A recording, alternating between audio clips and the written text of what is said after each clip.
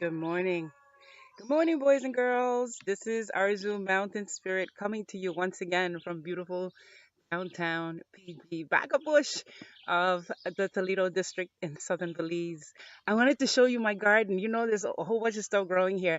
And I woke up this morning thinking, what do I show you today? Because there is so much and it's just blooming all over the place. But I cannot walk by this little guy here without showing you who he is. I wrote an article about him earlier. I don't know if you saw him. This is the Zedoary. It's the Zedoary root, and it has a history with our people. If you notice the leaf, um, you see the green leaf. You know the Zedoary because of that streak that it has running through the center of every leaf. Now, you remember I told you that for every plant, uh, every medicinal plant in creation, the creators, the great spirit, the ancestors put a sign on it, an indicator to help us, help medicine people remember what the plant is good for. So this plant, because it has that streak, it's got that red streak that looks like an incision, a surgery, or a wound. So the leaf and the pulp that's made, the poultice is made from the root. I'll show you the root in a minute. Actually, here goes one that you can see. Make a pulp from root, from this mashed root. I'll take a little piece so you can see. You see? There's the root. It looks just like a ginger. It's in the ginger family. So you would grate this, put it on the wound, and then dress the wound with this leaf. And what happens is you get healed wound, but also get no scarring. You just get that indicator. Yes, the skin has been cut, but it has come together so beautifully. And the plant is like a little stitcher. It just stitches those two pieces of the skin together, and you end up with a really nice healed wound. So yeah, that's a wound healer. That's the Zedoary. But what you don't know is that you can also make great wine out of it. The root is also an excellent medicine for colicky babies. Now, if you notice, they grow together. I'm going to talk about this one too. This is the Juani Lama, but I want to show you the flowering one because with the flowering one, you can never miss it. There are a lot of plants that look like Juani Lama, but there's the back of my garden. There's the other guys. You see how they be looking? You see how they look? Oh, remember him? Remember this guy? Remember how he was blooming, the white flowers? This is the Brugmasia. Look how many more flowers I'm getting. So those are all going to be ready around the full moon. Well, after all, it is a moonflower after all, right? Everybody has to be who they are. Okay, so this is a better Juani Lama for me to show you because this one has flowers. All right, Latin name is Lipia alba. So what I want to show you is with um, few people know how to propagate this plant. So what you do is you cut a tip of one of the branches. And I'm going to put the camera down so I could show you how you would prepare this. This way you don't miss a thing. Okay, oh my God, if you could smell it. The Wani Lama has this incredible aroma. Anyway, here it is. I hope you can see. So what you will do is you can just pinch they come off real easy.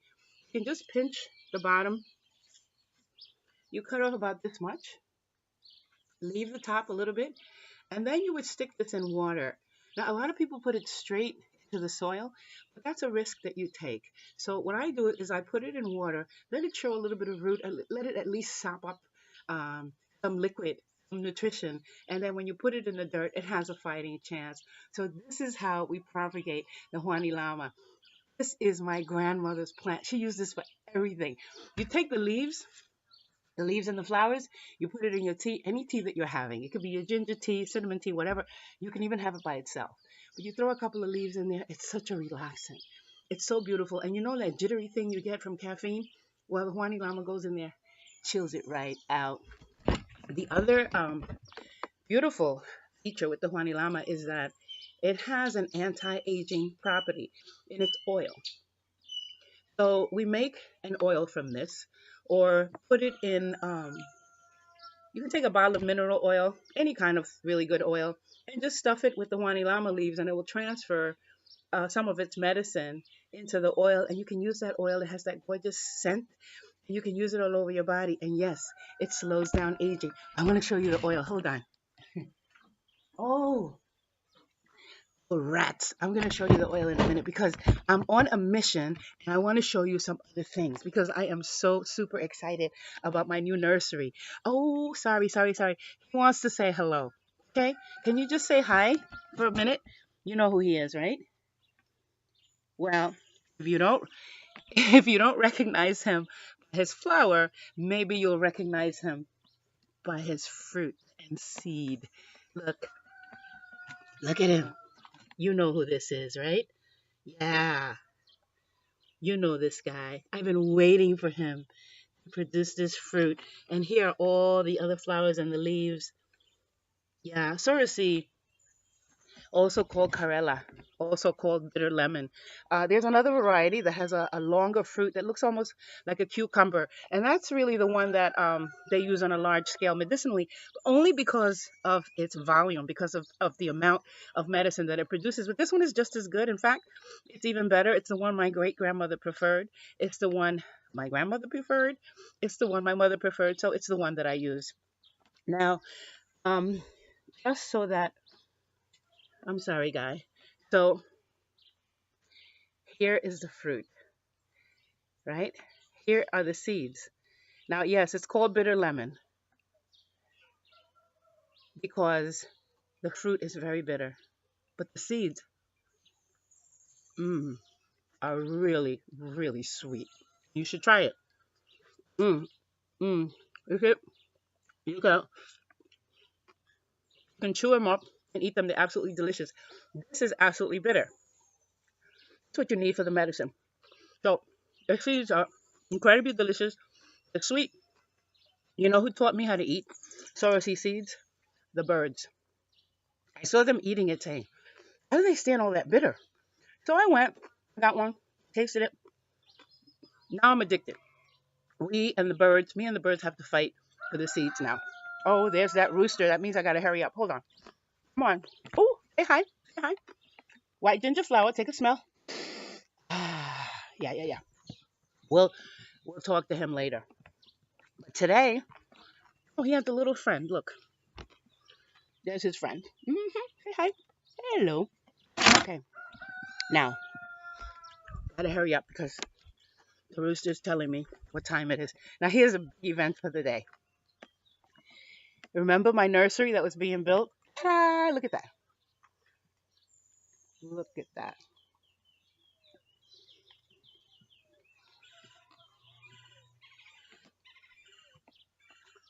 So I made these calabash.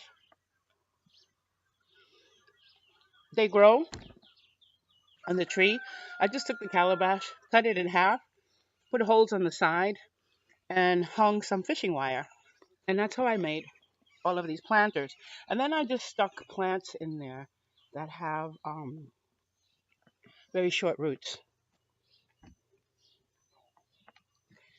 like this guy.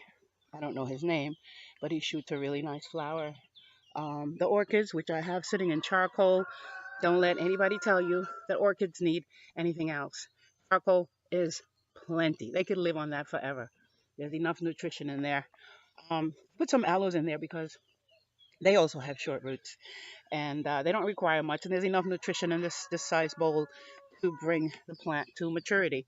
And it really looks really pretty hanging up there like that. Okay, now remember the Wani Lama? We did the cutting. So what'll happen shortly thereafter, as soon as you get a root, you have to take these sickly leaves off. As soon as you get a root, you stick it in a bag of soil, give it water. Here's another little friend, and let them sit. That, my friends, is the Wani Lama experience. Now with the Sorosi, if you're like me and you eat your seeds, you're gonna have trouble propagating because it's I think the only way I know of propagating the Sorosi. But if you're patient and you get enough fruit, take some of those seeds and you plant one or two in each one of the bags. And here's how I prepare the bags. I have several sizes. We got the big bags, then we have little cups, then you have the little tiny bags like this. There is absolutely no excuse. When I started producing medicinal plants on this scale, I was using styrofoam cups that I would just pick up from the trash or my own refuse. I was using plastic bottles that I would cut in half and I would use them. I just absolutely abhor the toxic plastic that we're putting out there in the world. Um, I use any container, any vessel. So when I saw the calabash just laying around, I wanted to use them as planters. I also use half cut up coconut shells for planting. They're all organic, they're very nutritious, they retain an enormous amount of moisture, and it's friendly and it looks pretty. So, let me not forget to remind you this Saturday, May 26th, from 8 a.m. to 5 p.m., we have the Wachari Organic Farmers Market in Cerro Hill. So, we're going to be gathered there all day at the Garifuna Ancestral Land of St. Vincent Block. It's Seven Wonders Road. You should see the signs. You're going to be there. We're going to have a shuttle running from PG to Cerro Hill. So please take it. Come on up there and visit us. I believe the shuttle is $2, so it's affordable for everybody, the whole family. The shuttle will be leaving. It comes through Main Street, but it leaves from the Wamalali radio station in the back of PG. You know where the bus turns, right before it gets to UB. So that's where you'll gather. You can come in on the village buses. You get off there. The bus will be there and take you to Cerro Hill. There will be other trips throughout the day. I'm not really sure how many buses are going to be going up and down, but we definitely have a shuttle bus leaving at 8 a.m. and we definitely have a shuttle bus returning from Cerro at the end of the event. There will be shuttles running throughout the day, so I really look forward to seeing you. All of the plants that we prepare here, everything you see me talking about, the medicinal plants, and all the wonderful lessons on sustainable organic farming for the sake of the healing of all of our nation will be there. I really look forward to seeing you there, okay? Bye bye.